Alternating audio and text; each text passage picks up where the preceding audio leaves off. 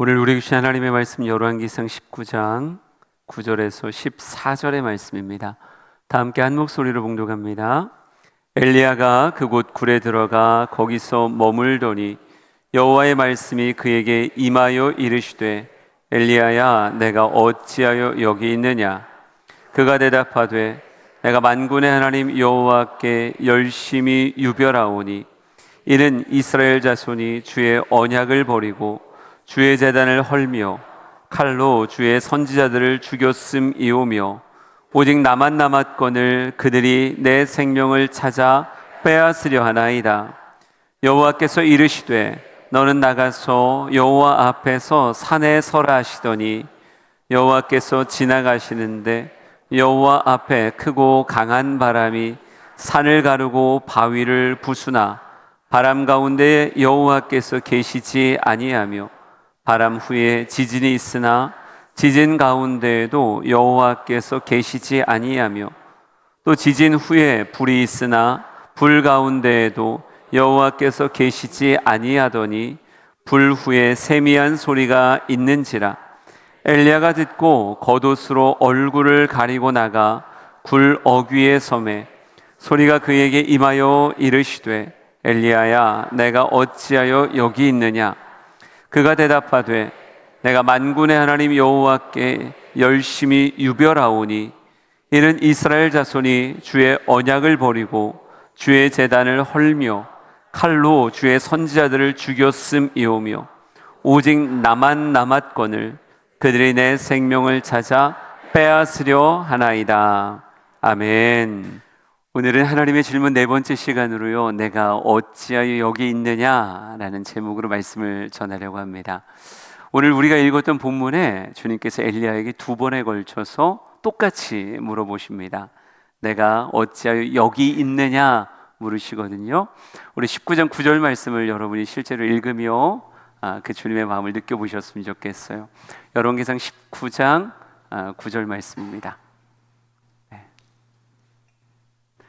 준비 시작. 엘리야가 그곳 굴에 들어가 거기서 머물 여호와의 말씀이 그에게 임하여 이르시되 엘리야야 내가 어찌하여 여기 있느냐. 아멘. 다시 한번 강조하지만 하나님의 질문은 몰라서가 결코 아닙니다. 하나님은 전지하신 분이시기에 모든 것을 말하지 않아도 설명하지 않아도 심지어 인간의 마음에 감추인 깊은 곳에 있는 것도 다 아시는 분이 우리 하나님이시라. 하나님은 모를 수 있는 게 없는 분이세요. 근데 그런 주님이 인간에게 참 다양한 상황 가운데 질문을 던집니다. 오늘 엘리야에게도 마찬가지예요. 그가 어디 있는지 뻔히 아시고 찾아오신 주님께서 그에게 묻습니다. 엘리야야 내가 어찌하여 여기 있느냐라고 물으세요. 장소라는 생각이 들 것 같아요. 여러분, 엘리야라고 하는 사람은 성경에 그의 삶이 굉장히 투명하게 쭉 기록되어져 있는 그런 사람입니다. 감추어진 사람이 아니라 드러나 있는 사람이에요. 그가 어느 장소를 어떻게 다녔는지를 우리는 성경을 통해서 이미 알고 있습니다. 한때는요, 아마 사마리아 성이겠죠. 아합 앞에 서서 아주 담대하게 내 말이 있지 않고는 비도 이슬도 있지 않을 거다라고 외쳤던 아합의 왕궁에도 그가 있었고요. 또 그리시네가 기억하세요? 이 엘리야에게 너 그리시네가에서 좀 숨어 있어야 되겠다라고 말씀하시며 하나님이 까마귀를 통해서 공개하셨던 그 그리시네가의 이야기도 성경은 기록하고 있습니다. 또 사르밧이라고 하는 장소도 기록하고 있어요. 사르밧에 가서 한 가난한 과부를 통해서 그에게 음식을 얻어먹고 또 그 과부와 자녀와 엘리야가 아주 긴 가뭄의 기간을 하나님이 결코 닳지 않게 하시는 그 가루와 그 기름과 그 음식으로 끝까지 이 가뭄의 때를 버텨낼 수 있는 이런 모습 또한 성경은 기록하고 있었습니다. 그리고 빼놓을 수 없는 장소 중에 하나가 갈멜산입니다. 기억하세요? 바알의 선지자, 아세라 선지자 다 불러놓고 큰 영적 대결을 펼치죠. 제단을 놓고 그 위에 불이 떨어지는 분이 진짜 하나님이다 라고 말하며 수많은 우상과 하나님 사이에서 머뭇거리는 북이스라엘 사람들에게 과연 하나님이 참 하나님이시구나 라고 하는 탄성을 끌어냈던 큰 영적 승리의 장소 갈멜산, 그곳도 우리는 결코 잊을 수 없을 겁니다. 그런데 이런 수많은 지명들이 엘리야의 삶에서 지나가는데 오늘 주님은 엘리야가 서 있는 곳이 낯선 것 마냥 그에게 묻습니다. 내가 어찌하여 여기 있느냐라고 물으세요. 하나님은 도대체 엘리야에게 무엇을 묻고 계신 걸까? 혹은 하나님이 물어야 할 만큼의 무언가가 그의 삶에 있는 게 아닐까 하는 생각이 들더라고요. 곰곰이 생각해 보니까 우리가 방금 이야기했던 아합의 왕궁이나 그리시네가나 사르밧이나 갈멜산이나 그의 삶의 모든 장소들은 누구로 인해서 그곳에 간 거냐라고 물으신다면 하나님 때문이었다라고 말하고 싶어요.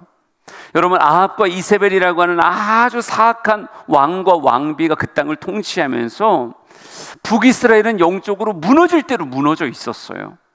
그런데 아무도 왕 앞에 나아가 감히 나는 살아계신 하나님 섬기는 사람입니다, 내 말에 있지 않고는 비도 이슬도 있을 수 없습니다, 이런 말 아무나 할 수 없었다고요. 왜요? 이세벨이 얼마나 무서운 여인인데 아합이 이세벨에게 충동되어서 얼마나 하나님을 믿는 사람들을 핍박하고 있었는데요.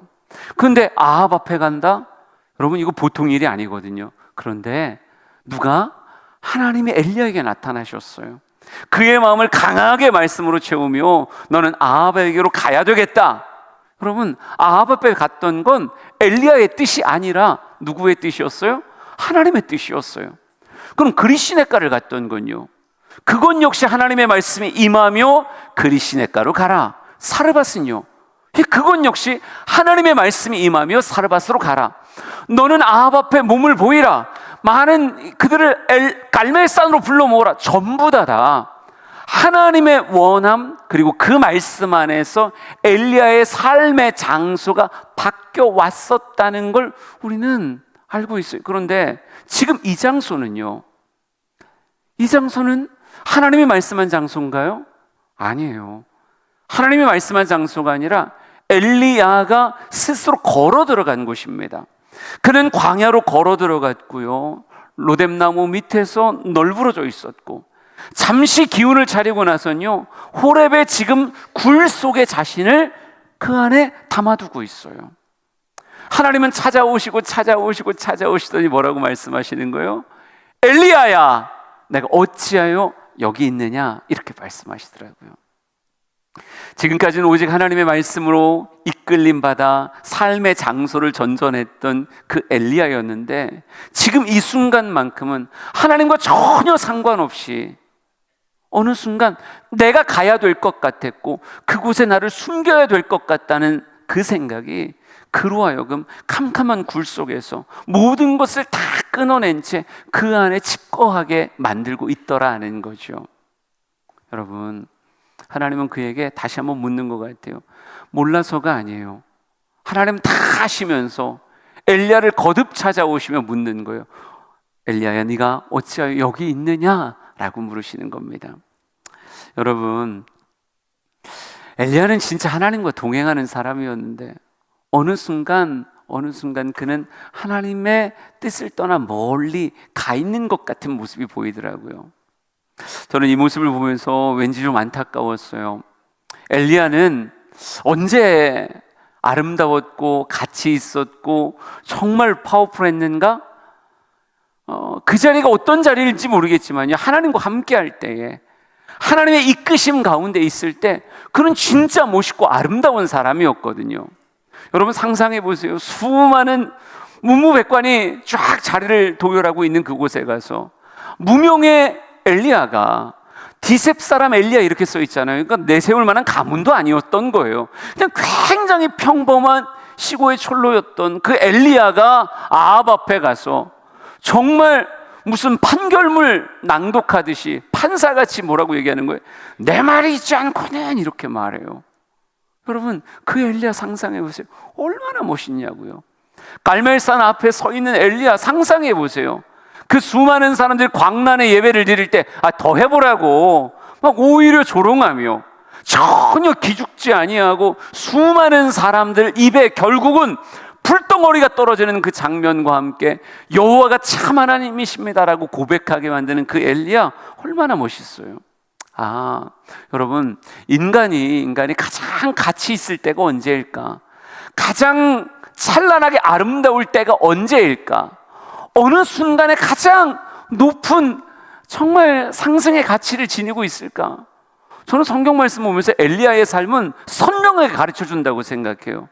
하나님의 뜻에 함께할 때, 하나님이 원하시는 그곳에 서 있을 때 인생은 가장 아름답고 가장 가치 있습니다. 저는 오늘 여러분에게도 똑같이 말하고 싶어요. 같은 인생인데 내가 어디에 있는가에 따라서 전혀 다른 모습으로 내 삶이 평가될 수 있다. 하나님이 말씀하시는 곳에 있을 때의 나, 그리고 내가 원하는 곳에 있을 때의 나가 전혀 다를 수 있구나. 엘리야라고 하는 사람이 얼마나 멋있게 북이스라엘을 호령하며 영적 지도자로서의 그 강력한 리더십을 발휘했는가? 하나님과 함께할 때, 하나님이 그의 인생을 사용하실 때 그의 인생은 진짜 광채나는 삶이었다고요. 그런데 오늘 그 엘리야가 초라해졌어요. 왜 그럴까? 저는요, 여러분이 우리를 둘러싸고 있는 영적 세계를 보고 바르게 이해할 수 있는 그런 지혜가 있었으면 좋겠어요. 엘리야를 하나님이 그렇게 존귀하게 사용하실 때 이 삶을 모두가 좋아했을까요? 아니요, 그렇지 않아요. 하나님이 엘리야를 가치 있게 사용할 때 이 모습에 대해서 시기하는 사람이 있고요, 이걸 파괴하고자 하는 그런 존재가 있어요. 그걸 뭐라고 부를까? 저는 그게 사단이고, 그게 마귀고, 그의 졸개들의 역할을 하고 있는 귀신의 세력들이요, 이 어둠의 세력들이 누구를? 하나님이 가치 있게 사용하는 그 엘리야의 삶을 시기해요. 엘리야의 삶을 무너뜨리길 원한단 말이에요. 그러니까 우리가 제대로 된 장소에서 제대로 쓰임받고 있으면 하나님과 천군 천사는 기뻐하겠죠. 그러나 사단과 악의 영들은요, 우리가 그렇게 쓰임받는 것에 대해서 아주 시기하며 내 인생의 자리를 흔들려고 하는 악한 시도를 하게 됩니다. 여러분, 내 인생을 시기하는 이 어둠의 영들이 있다라고 하는 것 자체를 여러분 인정하셔야 돼요. 왜? 그게 누구의 이야기니까? 그게 성경의 이야기니까. 가끔은 야, 천사가 어딨어? 아니, 귀신이 어딨어? 인생 그냥 제정신 차리고 살면 되는 거지. 귀신 들리긴 뭔 귀신 들려. 정신적으로 약간 문제가 있는 거야. 약 먹으면 되는 거야. 여러분, 진짜 그럴까요? 그렇지 않다니까요. 근데 저는 진짜 가슴 아픈 게, 이런 천사도 부정하고 귀신의 세력도 부정하는 이런 모습이 세상의 사람들이 그렇게 말한다? 그럴 수 있다고 생각해요. 그런데 가끔은 하나님을 섬긴다라고 말하는 사람들의 입술에도 때로는 이 영적인 세계에 대해서 아주 무지한 말을 쏟아낼 때가 있더라고요. 예수님의 시대에 바리새인과 사두개인이 있었습니다. 바리새인, 사두개인. 그런데 사두개인들이 사도행전 23장에 이런 말을 해요. 사두개인들은 부활도 없고 천사도 없고 영도 없다 한다라는 그런 말이 있어요. 사두개인이 하나님을 모르는 사람인가? 아니, 아는 사람이에요. 근데 그럼에도 불구하고 부활? 그런 게 어디 있어? 천사? 그런 게 어디 있어? 영? 그런 게 어디 있어? 부정하며 이것들을 미신적이다라고 생각하더라고요. 여러분, 진짜 그럴까요?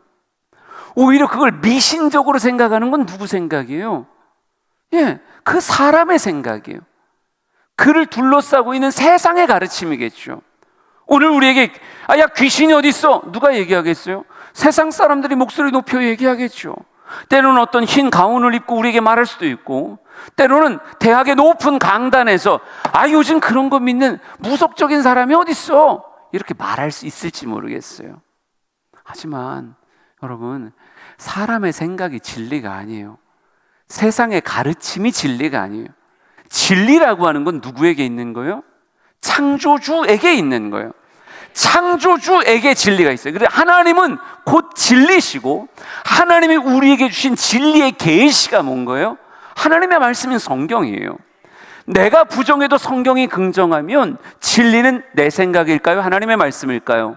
하나님의 말씀이 진리예요. 하나님의 말씀 자체가 우리에게 진리를 선포하는데, 무엇을? 우리의 인생이 존귀하고 가치 있게 쓰임받는 것을 시기하고 무너뜨리려고 하는 악의 세력의 실존에 대해서 성경이 긍정한단 말이에요. 베드로전서 5장 8절 9절 읽을 겁니다. 우리 다 같이 준비 시작. 근신하라 깨어라 너희 대적 마귀가 우는 사자같이 두루다니며 삼킬 자를 찾나니 너희는 믿음을 굳건하게 하여 그를 대적하라. 이는 세상에 있는 너희 형제들도 동일한 고난을 당하는 줄을 알미라. 아멘. 여러분, 이 땅의 삶을 살아가는 모든 믿음의 형제가 당하는 동일한 고난이 있다, 이렇게 말하고 있어요. 삶의 자리가 다 다른데 동일한 고난이에요. 단 한 명도 이 동일한 고난에서 빠져나갈 수가 없어요. 그 동일한 고난이 무엇인가? 여러분, 다른 게 아니에요. 우리를 두루 돌아다니며 우리를 삼키려고 하는 우는 사자와 같은 대적 마귀의 세력이 우리 곁을 빙빙 돌고 있다라고 이렇게 말하고 있어요. 여러분, 제자리에서 제대로 된 사역을 하며 가장 가치 있고 아름다운 인생으로 빚어져 가는 걸 시기하는 영적인 대적이 있고, 사단은 우리의 삶을 엉뚱한 곳에 세우길 원하고 엉뚱한 모습으로 인생을 낭비하며 우리 스스로를 감추게 만들기를 원하더라고요. 그러니 엘리야에게 이것이 여러분, 엘리야를 비껴갔을까? 그럴 리가 없죠. 그렇게 존귀하고 가치 있게 쓰임 받으면 받을수록 그의 삶을 강하게 시기하는 어둠의 세력이 여러분 그 손에 있는 자들을 사용하기 시작합니다. 성경 말씀은요, 에베소서엔 이렇게 써 있어요. 이 사단의 모습을 불순종의 아들들 가운데서 역사하는 영이다, 이렇게도 써놨거든요. 그러니까 하나님의 뜻에 불순종하는 사람들을 강하게 사로잡아서 누구에게? 하나님의 뜻 안에 있는 사람들을 넘어뜨리는 실제의 모습으로 마음껏 쓴단 말이에요. 그 실제가 열왕기상 19장 2절에 이세벨로 나타납니다. 우리 19장 2절 말씀 한번 또 읽어볼까요? 시작. 이세벨이 사신을 엘리야에게 보내어 이르되 내가 내일 이맘때에는 반드시 내 생명을 저 사람들 중 한 사람의 생명과 같게 하리라. 그렇게 하지 아니하면 신들이 내게 벌 위에 벌을 내림이 마땅하니라 한지라. 아멘. 만나고 싶어 만난 사람이 아니었어요. 듣고 싶어 들었던 이야기가 아니에요. 그러나 이세벨의 그 서슬시퍼런 위협이 엘리야에게 들려지고 보여지고 느껴지는 순간, 어느 순간 가슴이 옥죄오기 시작했단 말이에요. 여기 있으면 저 이세벨의 위협과 같이 내일 이맘때가 되면 내 생명 부지할 수 없겠구나. 얼마나 고통스럽게 나를 괴롭힐까? 어떻게 고통스럽게 나를 죽일까? 여러분, 정말 휘몰아치는 그 두려움이 엘리야로 하여금 어떻게 만들었어요? 그의 자리를 이탈하게 만들었어요. 마땅히 있어야 될 그곳에서 이탈해서 엉뚱한 곳으로 들어가게 만듭니다. 열왕기상 19장 3절 4절 여러분 상상하면서 읽으세요. 여러분이 엘리야라고 생각하고 읽으시면 됩니다. 시작. 그가 이 형편을 보고 일어나 자기의 생명을 위해 도망하여 유다에 속한 부엘세바에 이르러 자기의 사환을 그곳에 머물게 하고 자기 자신은 광야로 들어가 하룻길쯤 가서 한 로뎀나무 아래에 앉아서 자기가 죽기를 원하여 이르되 여호와여 넉넉하오니 지금 내 생명을 거두시옵소서. 나는 내 조상들보다 낫지 못하니이다 하고. 아멘. 어둠의 영에게 물린 거예요. 치명적으로 물린 거예요. 어느 순간 이 형편 보고 나니까 나를 위해서라면 여기서 도망가야 될 것 같은 거예요. 지금 하나님이 원하셨던 그 자리에서 떠나야 될 것 같은 거예요. 영적 승리를 거두었던 대단한 이 갈멜산의 영웅의 자리에서 하루빨리 도망가서 어딘가 나를 숨겨야 될 것 같은 거예요. 여러분, 생명의 위협을 느낀다는 이 다급함이 그로 하여금 광야를 향해 막 달려가게 만들었고요. 로뎀나무 밑에서 지쳐 쓰러져서 뭐라고 말합니까? 하나님, 넉넉해요. 내 생명 거두어 주세요. 내 사는 게 아닙니다. 차라리 죽는 게 나을 것 같습니다. 하나님, 죽여주세요 라고 말하며 널브러져 있는 모습을 성경은 묘사하고 있어요. 여러분, 그가 우는 사자 같은 사단에 쫓겨간 곳이 어디였습니까? 절망의 자리였어요. 낙심의 자리였습니다. 포기의 자리였어요. 모든 것에 대해서 의미를 찾지 못한 채 그냥 죽는 게 차라리 낫다. 이 삶 계속 사느니 그냥 죽는 게 차라리 낫지 않는가? 아주 체념한 채 그곳에 그냥 쓰러져 있는 모습이 엘리야가 자기 생명을 위해 도망간 그 자리다라고 성경은 말하고 있어요. 여러분, 사단은 우리를 그렇게 만들기 원한다니까요. 여러분이 빛나는 모습으로 등경 위에 있는 걸 원하지 않아요. 여러분을 말 아래 집어넣기를 원해요. 여러분이 세상에 존귀한 소금이 되길 원하지 않고 그냥 바닥에 뿌려져 밟혀지는 소금 되기를 원해요. 여러분의 인생이 하나님의 걸작품으로 빚어지기보단 사단이 조롱하며 저 봐라 얼마나 초라한가, 비웃으며 꼭 머리 깎인 삼손같이 조롱거리로 삼기를 원한단 말이에요. 내 인생을 노리는 자가 있구나. 이걸 깨달으셔야 된다니까요. 내 인생이 존귀하고 아름다운 걸 너무너무 싫어하며 내 인생을 흔들려고 하는, 그래서 실제로 누군가를 만나게 하기도 하고 누군가의 음성이 들리게도 만들고 내 삶의 형편을 바라보되 옥죄이는 심정을 줘서 내 인생을 망가뜨리려고 하는 그런 존재가 있구나. 여러분, 엘리야가 어떻게 된 거예요? 하루아침에 수직 낙하한 거예요. 승승장구하는 것 같았던 그 엘리야가 한순간에 거꾸로져 땅에 꽂히듯 지금 로뎀나무 밑에 널브러져 있는 거예요.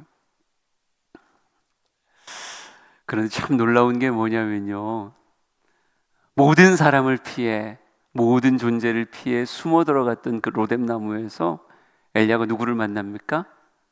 하나님과 그가 보내신 천사를 만나게 됩니다. 하나님은 로뎀나무로 찾아 들어오시고 그가 자신을 저주하는 호렙의 굴 속으로 찾아 들어오십니다. 열왕기상 19장 5절 6절 조금 더 같이 읽어봅시다.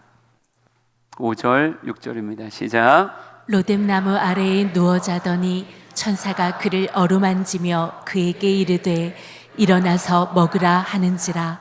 본즉 머리맡에 숯불에 구운 떡과 한 병 물이 있더라.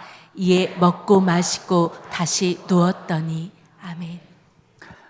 만약에 여러분의 자녀가, 절대 그럴 일은 없고 그래서도 안 되지만, 여러분의 자녀가 이 사회에 대한 마음을 굳게 걸어 잠그고 은둔형 외톨이가 돼서 집안에서 문을 걸어 잠그고 밖에 나가려고 하지 않는다라고 생각해 보세요. 여러분, 그럼 어떻게 하실 거예요?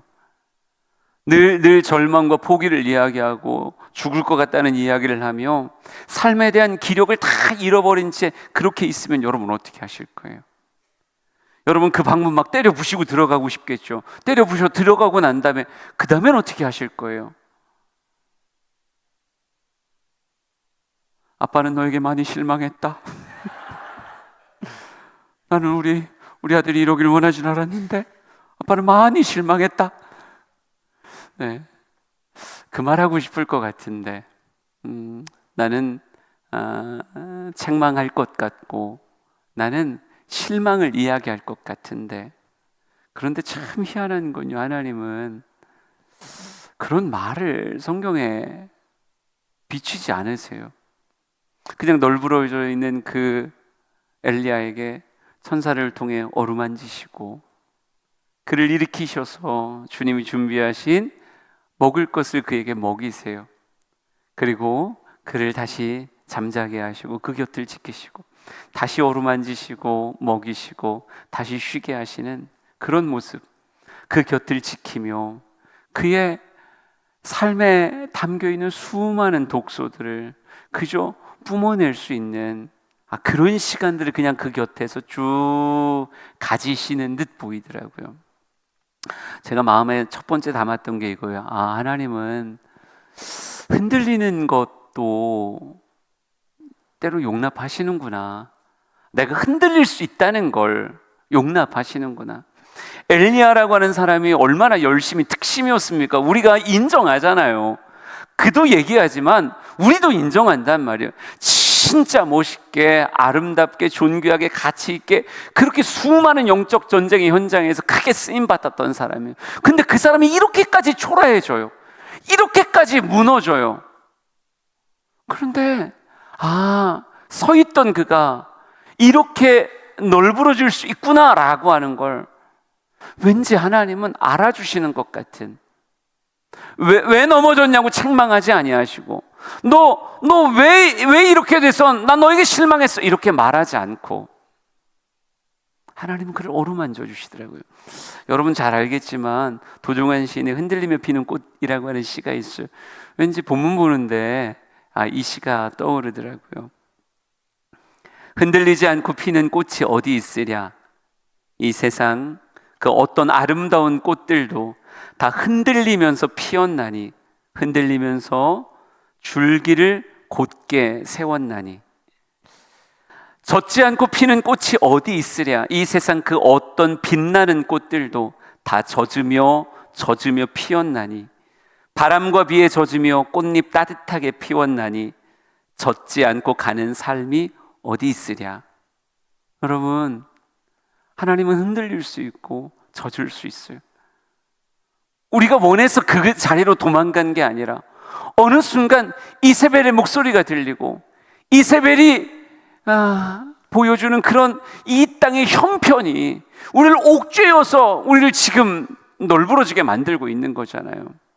하나님은 엘리야의 그 모습을 어루만지시고 엘리야를 위로하시더라고요.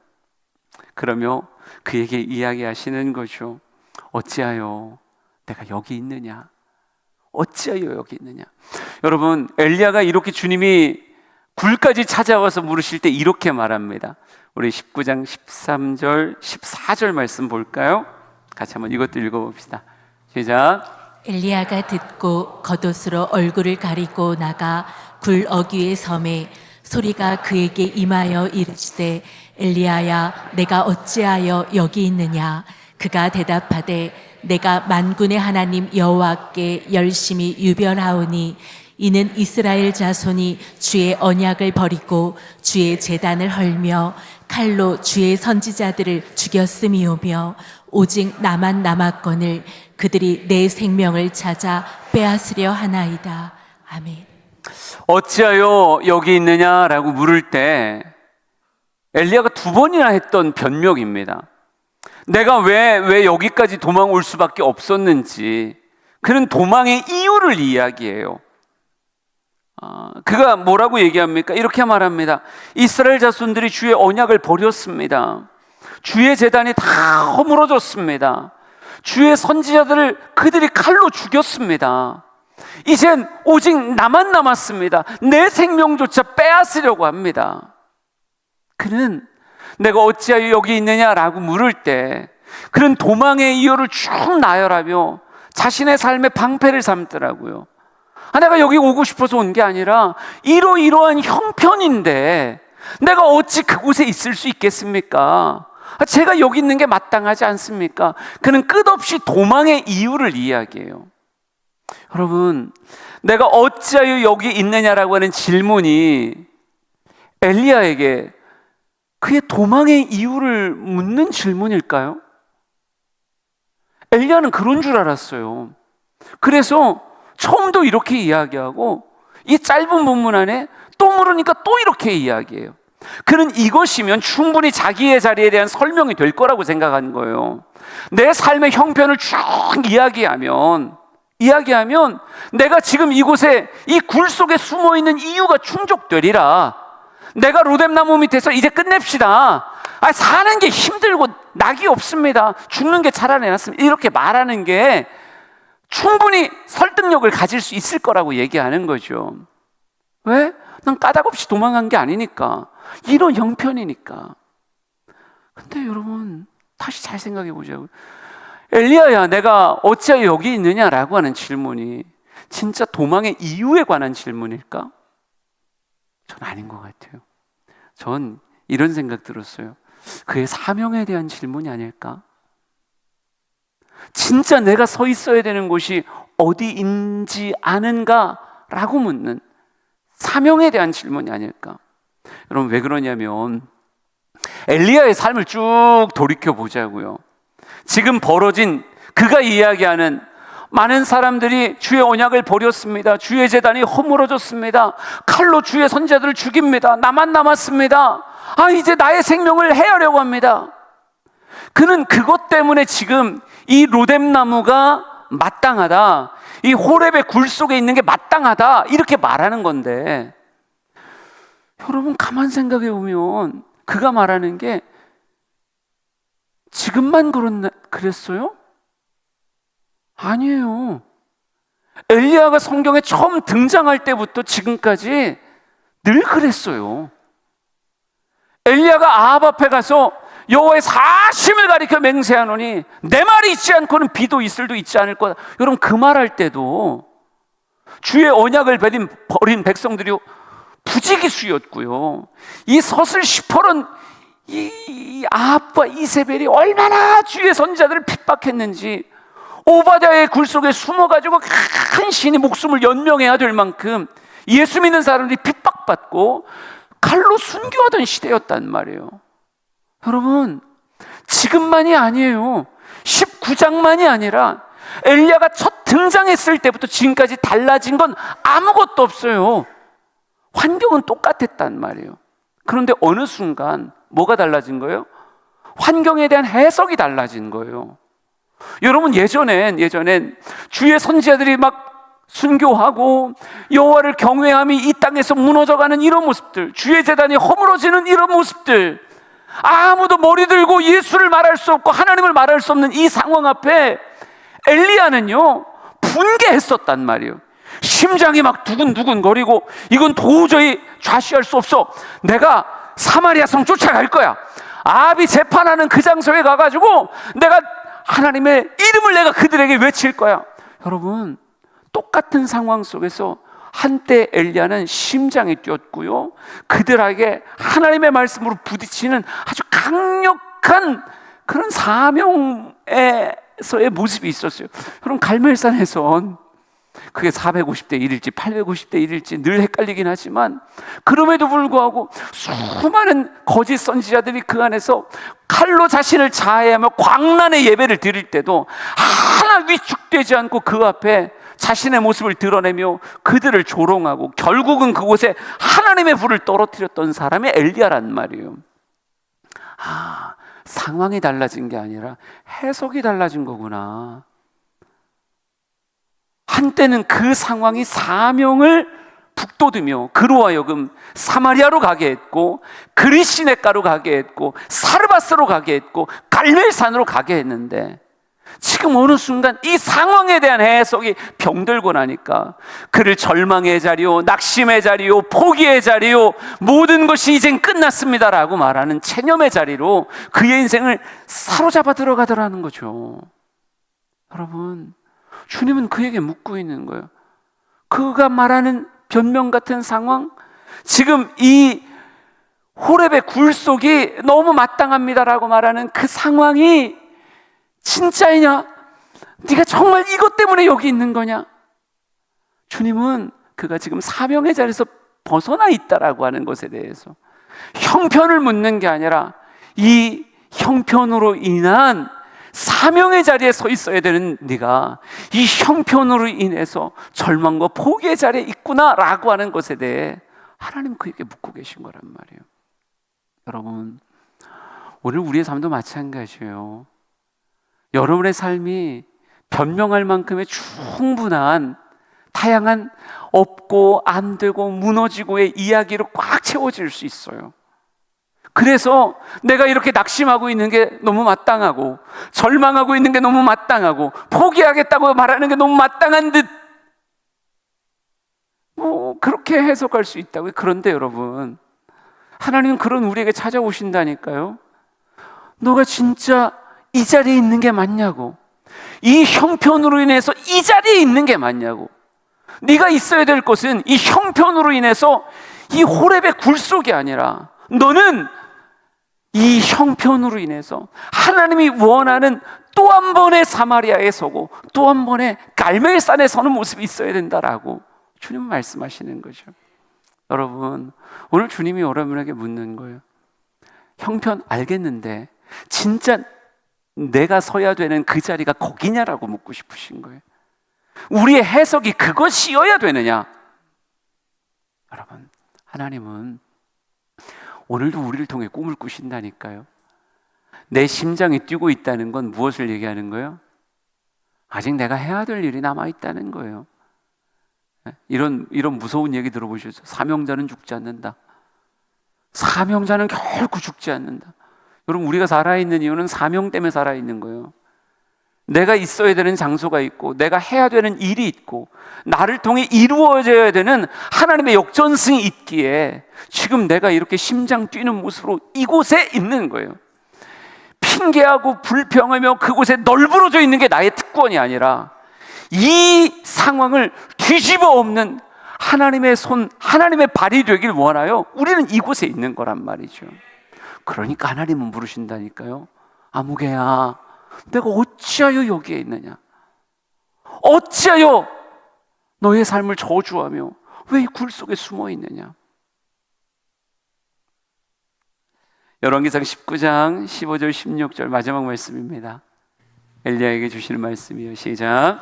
여호와께서 그에게 이르시되 너는 내 길을 돌이켜 광야를 통하여 다메섹에 가서 이르거든 하사엘에게 기름을 부어 아람의 왕이 되게 하고 너는 또 님시의 아들 예후에게 기름을 부어 이스라엘의 왕이 되게 하고 또 아벨 무올라 사밧의 아들 엘리사에게 기름을 부어 너를 대신하여 선지자가 되게 하라. 아멘. 나는 굴이 나의 자리라고 얘기하는데 하나님은 아니다. 너 길 위에 서 있어야 된다. 네가 가서 만나야 되는 사람이 있고 너를 통해 해야 될 일이 있다라고 말씀하며 하나님은요 동굴까지 찾아오셔서 동굴에 있는 나를 꺼내기를 원하시더라고요. 로뎀나무 밑에 있는 나에게 다가오셔서 어루만지시고 먹이시고 나에게 곁을 주시는 이유는 다시 나를 그곳에서 일으켜서 사명의 길 위에 세우길 원하고 사명의 자리에 서게 하길 원하시더라고요. 입술에서 앵무새같이 이래서 안 되고 저래서 안 되고 요래서 안 되고 안 되고를 이야기하는 사람이 아니라 어느 순간 가슴이 다시 불타서 내가 아합 앞에 가야 되겠습니다. 내가 갈멜산에 가야 되겠습니다. 내가 사르밧에 가야 되겠습니다. 내가 그곳에서 해야 될 일이 있습니다. 심장 뛰는 사람으로 세우려고 주님은 나에게 그렇게 찾아오시는 거예요. 여러분, 우리는 동굴에서 나와 길 위에 서 있어야 됩니다. 여러분에게 묻고 싶습니다. 여러분, 어찌하여 그곳에 계십니까? 상처의 동굴에 있습니까? 실패의 동굴에 계세요? 두려움의 동굴에 있습니까? 사람에게 받은 상처 때문에 여러분 숨으셨어요? 지쳐서 나만 남았다라고 말하며 자조하며 그 동굴 안에 계십니까? 여러분, 하나님은요 그런 여러분에게 찾아오시는 거예요. 그리고 묻습니다. 어찌하여 네가 여기 있느냐? 그 형편에서 네가 있을 곳은 이 동굴이 아니라 길 위다라고 말하며 나를 손잡으시고 수많은 곳으로 나를 이끌어가길 원하시고 나를 통해 아직도 남은 사역이 이렇게 많이 있다는 걸 이야기하길 원하시더라고요. 우리 사랑하는 성도들이 주님의 음성을 들었으면 좋겠고 절망과 실패와 낙심의 동굴에서 빠져나와 하나님의 손잡고 길 위를 오가는 사람, 많은 사람들에게 하나님의 은혜 기름 부음을 전하는 사람, 그런 사람들에게 간절히 소망합니다. 이제 역전되리라 이 찬양 부를 거예요. 이 찬양 부르면서 가슴에 결단하고 주님 앞에 나아가는 우리가 되기를 원합니다.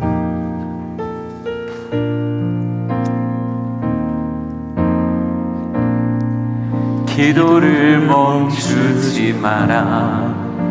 눈앞의 상황이 마음을 눌러도 원망치 마라. 너의 입을 지켜라.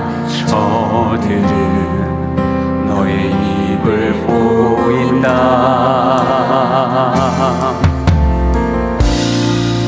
마음을 뺏기지 마라.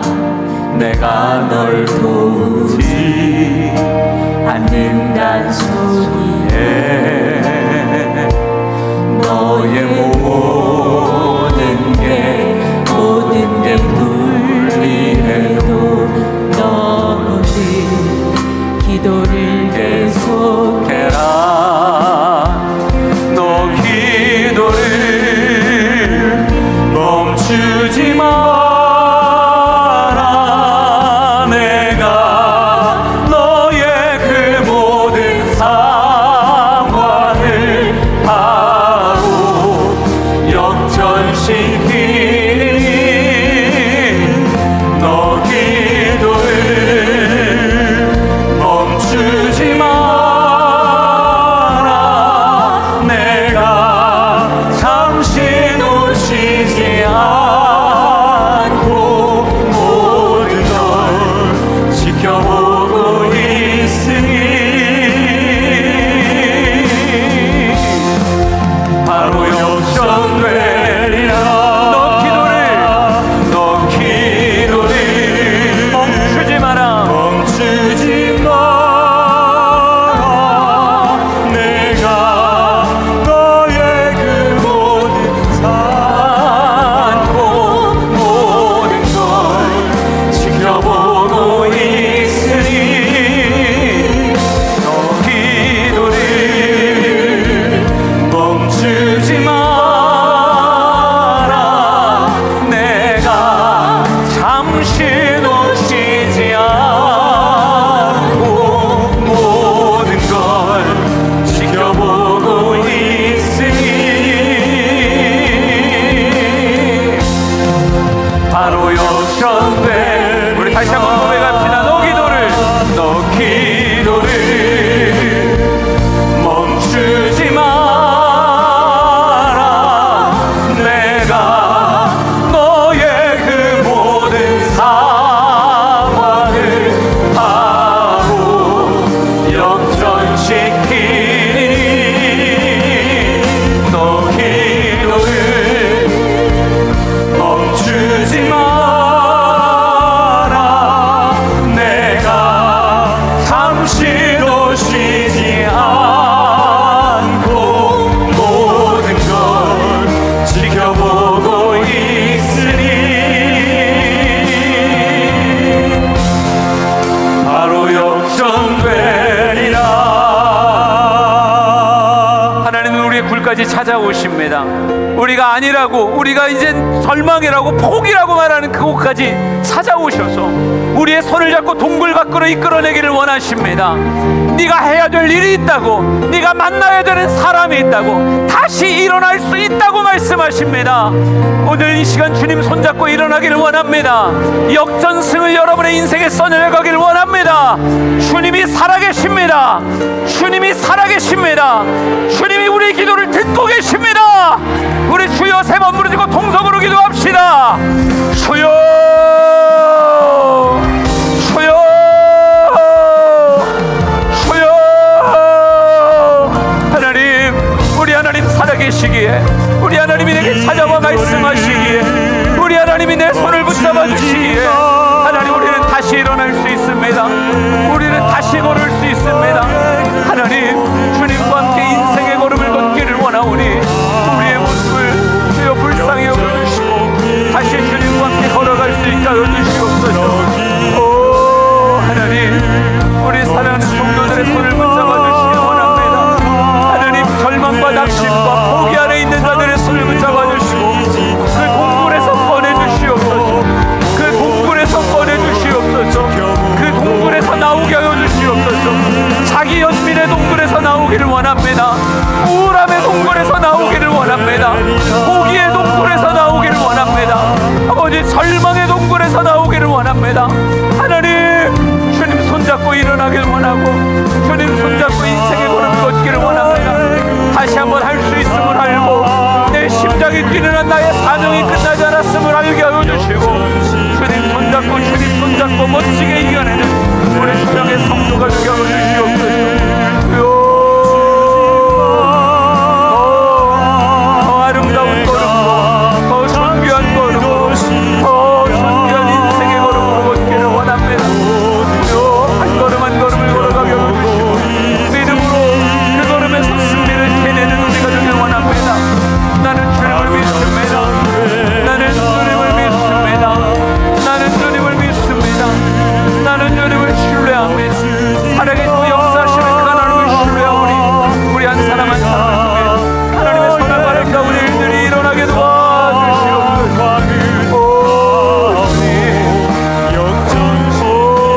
주님 우리의 삶을 붙잡아주세요. 하나님 우리의 삶을 붙잡아주세요. 우리의 삶을 꺼내주세요. 하나님 우리의 인생을 이끌어주시고 잠시도 쉬지 않고 주님 지켜보고 있으니 바로 역전되리라. 하나님 우리 사랑하는 성도들의 기도를 들으시옵소서. 우리에게 찾아오셔서 내가 어찌하여 여기 있느냐라고 물으시며 내 손을 잡고 동굴 밖으로 이끌어내시려는 그 주님의 손을 잡고 나올 수 있기를 원합니다. 동굴에 있는 자가 아니라 길 위에 선 자가 되게 하여 주시고 하나님 내가 만나야 되는 사람들, 내가 해야 되는 일들에 다시 내 삶의 열정이 쏟아지는 지나간 열정을 말하는 자가 아니라 지금의 열정을 말할 수 있는 자가 되게 하여 주시옵소서.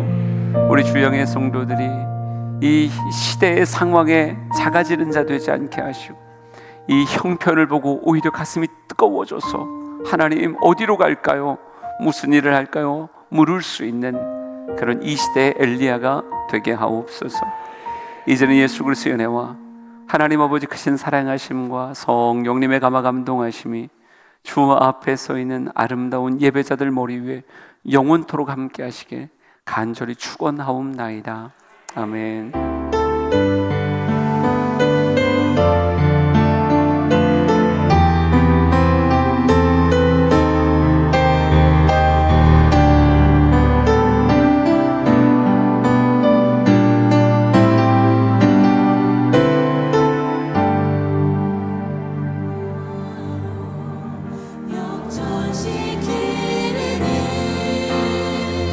너 기도를